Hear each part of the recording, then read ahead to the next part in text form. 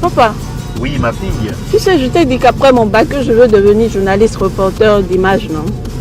Papa, tu penses m'inscrire où? Esaü. Esaü, papa. Waouh! Maman, maintenant que j'ai eu le bac, je veux faire les finances et trésors. Tu comptes m'inscrire où? Esaü, mon fils. Esaü? Oui, maman! Papa, Oui. tu sais qu'après mon bac, je veux être diplomate, non? Et tu comptes m'inscrire dans quelle université? Mais Esaü, naturellement. Esaü?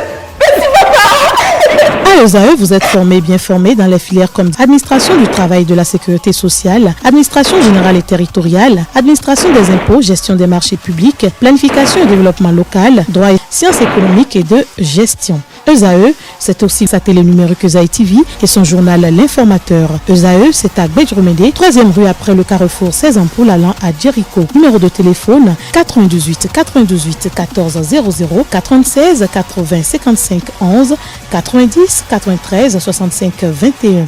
ESAE, l'excellence a un nom. Le débat de ce matin sur Free Matin, Constant Yaouidéou, bonjour. Bonjour, chers confrères. Merci d'être à notre côté ce matin. Vous êtes le directeur général de Radio Planète. Vous êtes face à Kales Kitome, journaliste au sein du groupe de presse ESAE. Bonjour à vous. Bonjour Abdelkader Achirou. Kales Kitome, le gouvernement béninois a pris hier 14 mesures pour contrer la propagation du coronavirus et lutter contre ce virus-là. Dites-nous, quelle appréciation portez-vous sur les différentes mesures qui ont été prises?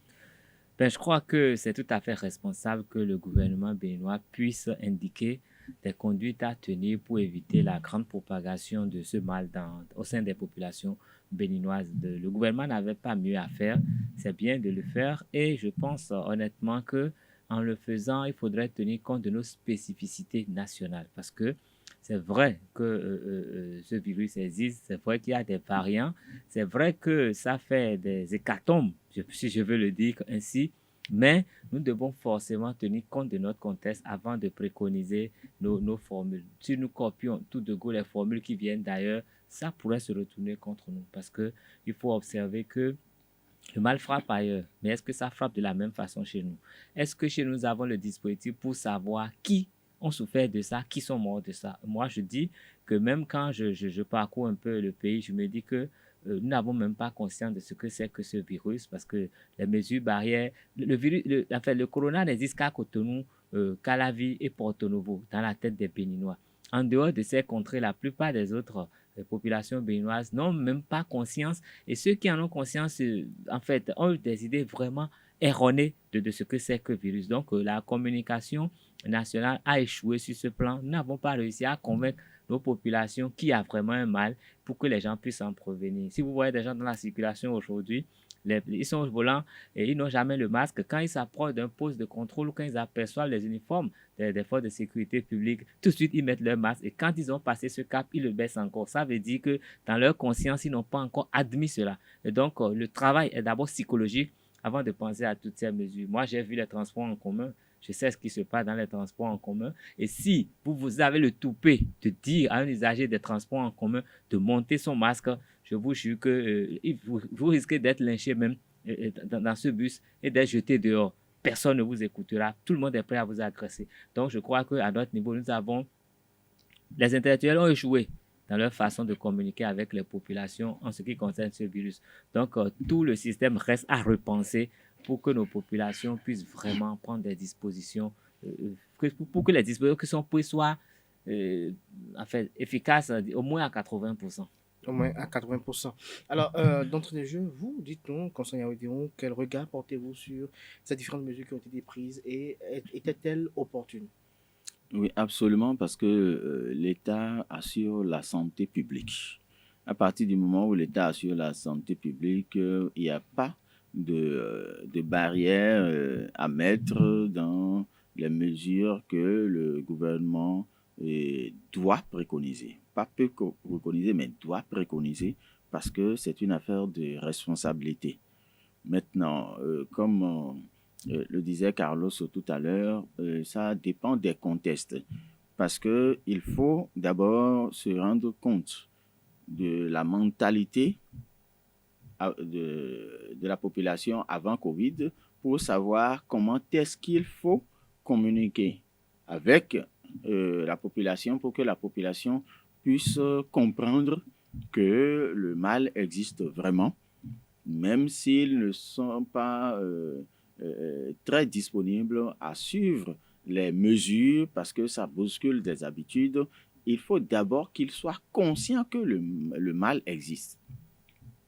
Nous étions à un enterrement à Abomey et ma patronne y était également et elle dit « Mais je souffre pour rien parce que après Calavi, qu'elle ne se rendait plus compte si elle était au Bénin parce que le chauffeur, le cuisinier, le gardien et tout le monde a été contraint de porter masque et elle-même, dans son bureau, vous ne pouvez pas rentrer sans qu'elle ne porte son masque, vous ne pouvez pas rentrer sans porter votre masque et tout.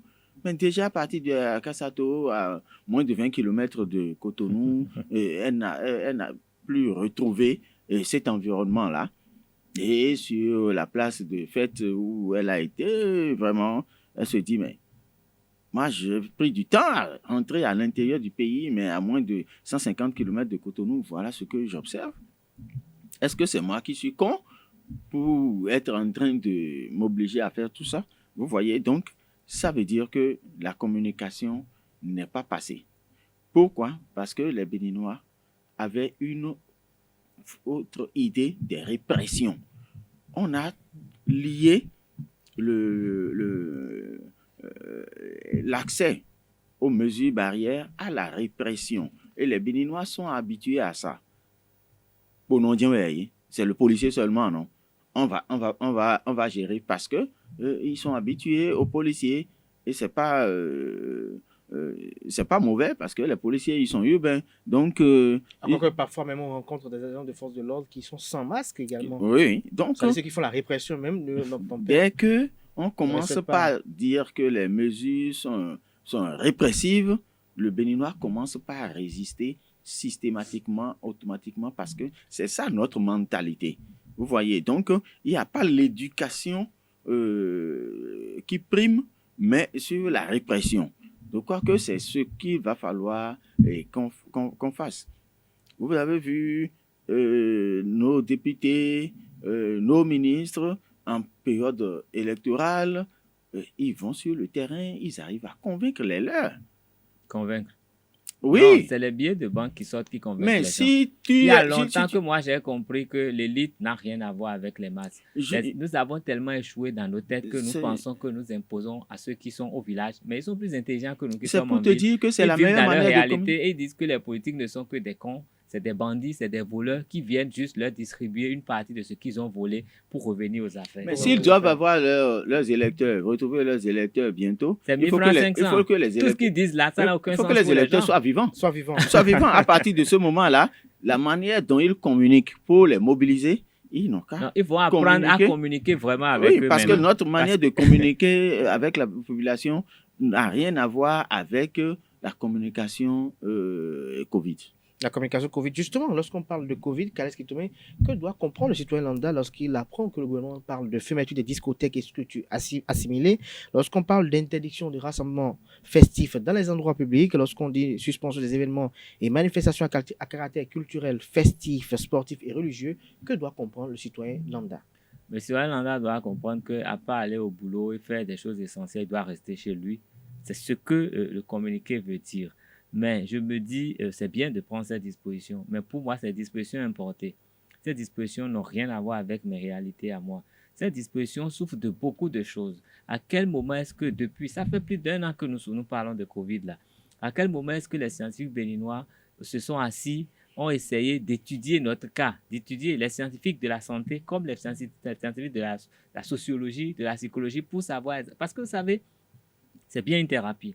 Mais quand la thérapie n'est pas administrée dans les bonnes conditions, ça n'a aucun effet. Et donc, ce que nous sommes en train de faire, c'est une thérapie importée. Je vais dire même que c'est un peu du cinéma. On peut trouver méchant de dire que c'est du cinéma, mais dans la réalité, c'est du cinéma. Aujourd'hui, quand nous sommes à Cotonou, qu'est-ce qu'on sait de COVID-19? Qu'est-ce que nous pensons de COVID-19? Rien du tout. Aujourd'hui, quand on dit d'aller se vacciner, qu'est-ce qu'on doit comprendre? Dans quelles conditions est-ce qu'il faut se vacciner? Vous savez, si vous voulez vous vacciner contre l'hépatite, vous allez d'abord faire un test. Votre test est négatif, tout est prouvé et on vous donne un temps pour aller vous vacciner. Est-ce qu'on fait ça avant de vacciner les gens contre la COVID? On dit, allez vous vacciner. C'est comme si c'est des moutons qu'on envoie à l'abattoir. Il faut qu'on se vaccine pour faire exemple, pour paraître un bon élève devant la communauté internationale. Mais la communauté internationale, ce n'est pas nous. La communauté internationale, ce n'est pas ici. Ici, nous avons nos réalités. Si les autres là-bas ont pris toutes les dispositions, mais prenons les dispositions. Tous ceux qui ont contracté ce virus une fois doivent respecter tel délai avant d'aller se faire vacciner. Les gens comprendraient. Sinon, il y a des gens qui se disent, comme je l'ai fait une fois, je n'ai plus besoin de me vacciner, c'est fini. Moi, mon corps a déjà développé tous les anticorps nécessaires. Et il faut que les gens comprennent cela. Maintenant, celui-là qui va se vacciner n'a jamais eu ça, il faut qu'il soit testé. Parce que, est-ce que vous connaissez un autre vaccin qu'on prend sans avoir fait un test, sans avoir vérifié quand même l'état psychologique? C'est rare de faire ça. C'est rare. Donc, moi, je trouve que c'est bon. Tout ça, c'est bien. Mais il y a encore beaucoup de choses à faire. Parce que si les choses sont bien faites, on ne va pas prier les populations d'aller se vacciner. On n'a rien à dire. Quand les gens comprennent où sont leurs intérêts, ils y vont tout de go. Donc, moi, je pense honnêtement que nous devons nous approprier le contexte et élaborer nos propres solutions. Sinon, on aura beau crier. Les gens, ils font ça juste pour qu'après, il y aura en fait, il y a des subventions qui viennent. Donc, les gens, ils font des trucs de façade.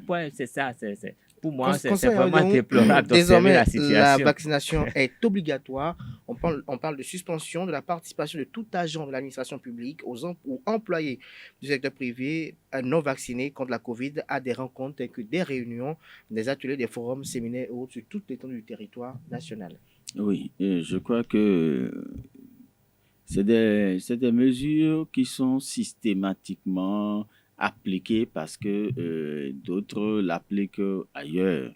Et si je suis celui qui détient la science de la substance de l'atelier et que je dis, si c'est ça, moi je refuse de me vacciner, ou que la personne a déjà traité le Covid et la Covid et qu'il dit, puisque c'est démontré aujourd'hui, et c'est ce que Carlos disait tout à l'heure, il faut des préalables. On n'a pas été préparé à l'imposition de la vaccination.